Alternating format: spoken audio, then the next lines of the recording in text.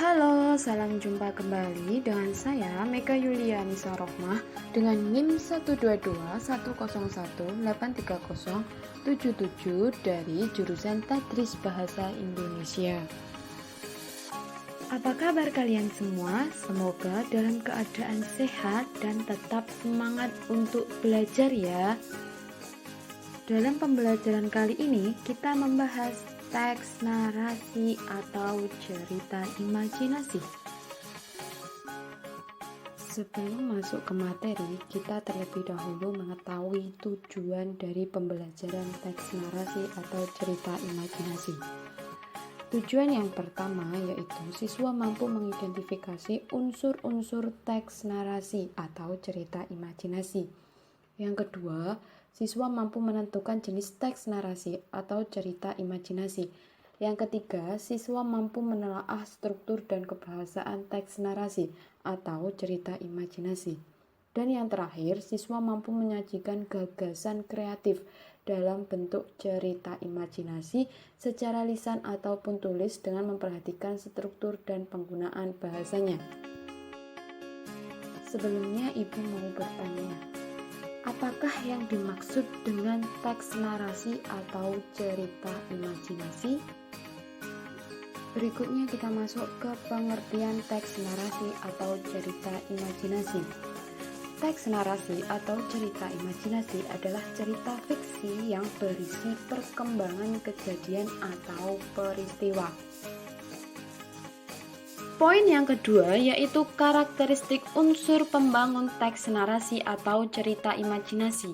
Unsur pembangun teks narasi atau cerita imajinasi antara lain yang pertama tema.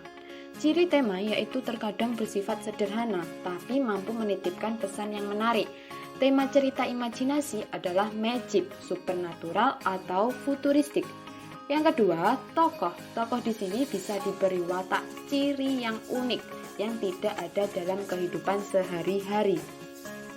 Yang ketiga adalah alur dan latar. Alur dan latar di sini memiliki kekhasan. Rangkaian peristiwa cerita imajinasi menggunakan berbagai latar yang menerobos dimensi ruang dan waktu. Berikutnya, poin 3, jenis teks narasi atau cerita imajinasi. Jenis teks narasi atau cerita imajinasi yang pertama yaitu cerita imajinasi total dan irisan. Kategori cerita imajinasi total berisi fantasi pengarang terhadap objek tertentu. Sedangkan kategori cerita imajinasi irisan yaitu cerita fantasi yang mengungkapkan fantasi tetapi masih menggunakan nama-nama dalam kehidupan nyata, menggunakan nama-nama tempat yang ada di dalam dunia nyata atau peristiwa nyata. Jenis teks narasi atau cerita imajinasi yang kedua yaitu cerita imajinasi sezaman dan lintas waktu. Latar sezaman berarti latar yang digunakan satu masa atau fantasi masa kini, masa lampau atau fantasi masa yang akan datang atau futuristik. Sedangkan latar lintas waktu berarti cerita imajinasi menggunakan dua latar waktu yang berbeda, misalnya masa kini dengan masa prasejarah. Poin selanjutnya yaitu struktur teks narasi atau cerita imajinasi. Struktur teks narasi atau cerita imajinasi ini ada 3 macam. Yang pertama, orientasi. Bagian orientasi ini berisi tentang pengenalan latar, tokoh, serta konflik yang dapat dikembangkan dengan deskripsi latar dan pengenalan tokoh. Yang kedua, komplikasi. Dalam komplikasi ini berisi tentang hubungan sebab akibat munculnya suatu permasalahan sehingga masalah memuncak. Dan yang ketiga adalah resolusi. Resolusi ini berisi tentang penyelesaian masalah dari konflik yang terjadi. Poin E adalah kebahasaan teks narasi atau cerita imajinasi.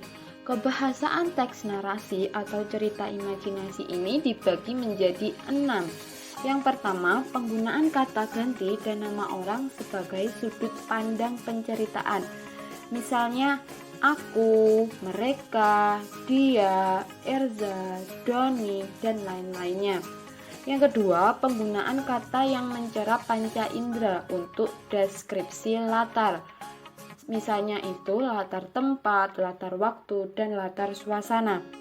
Yang ketiga, menggunakan pilihan kata dengan makna kias dan makna khusus. Contohnya, alien itu berhidung mancung.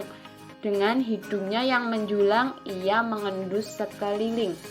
Yang keempat, kata sambung penanda urutan waktu. Yang kelima, penggunaan kata atau ungkapan keterkejutan. Dan yang terakhir, penggunaan dialog atau kalimat langsung dalam cerita. Berikut contoh cerita imajinasi. Ada cerita Harry Potter, ada cerita Anak Rembulan, dan masih banyak lagi cerita imajinasi yang lain.